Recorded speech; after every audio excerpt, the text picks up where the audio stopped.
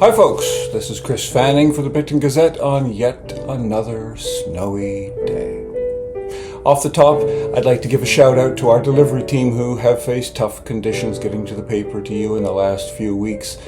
If it hasn't arrived in your rural roadside box, you'll find supplies in our boxes at the Picton, Bloomfield, Wellington and Consicon post offices, as well as other various locations around the county, including the County Gate Pharmacy at Carrying Place, or the Picton LCBO, and so on.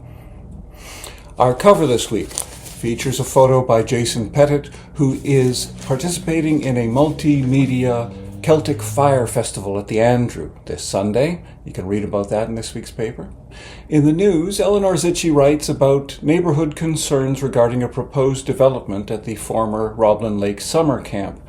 Additionally, Eleanor reports that the county is taking over the maintenance of the St. John Cemetery in Wapoos, and notes that it is a county responsibility to care for all inactive cemeteries within its boundaries.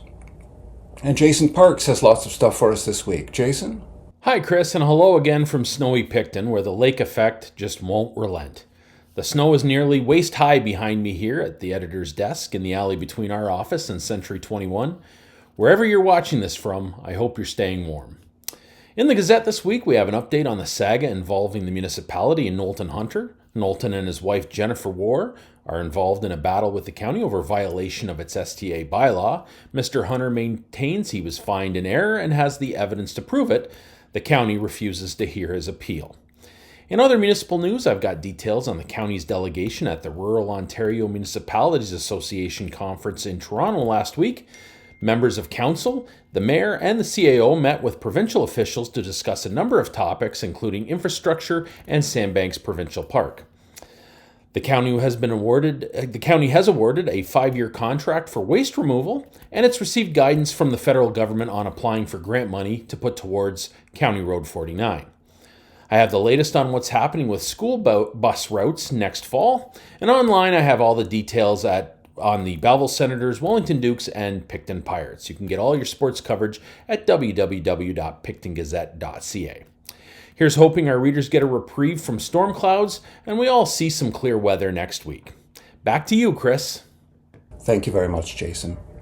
And finally, it was 90 years ago this week that King George V died. Not only did the Gazette of 1936 report the news, but editor Albert Edward Calnan wrote an elegy to honor the late king.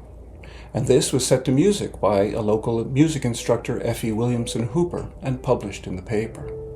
It was one of the last things that editor Calnan would write. He himself would die a few weeks later.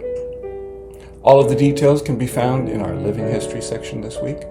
That's about it for this week. Stay warm, keep shoveling, and we'll see you next time.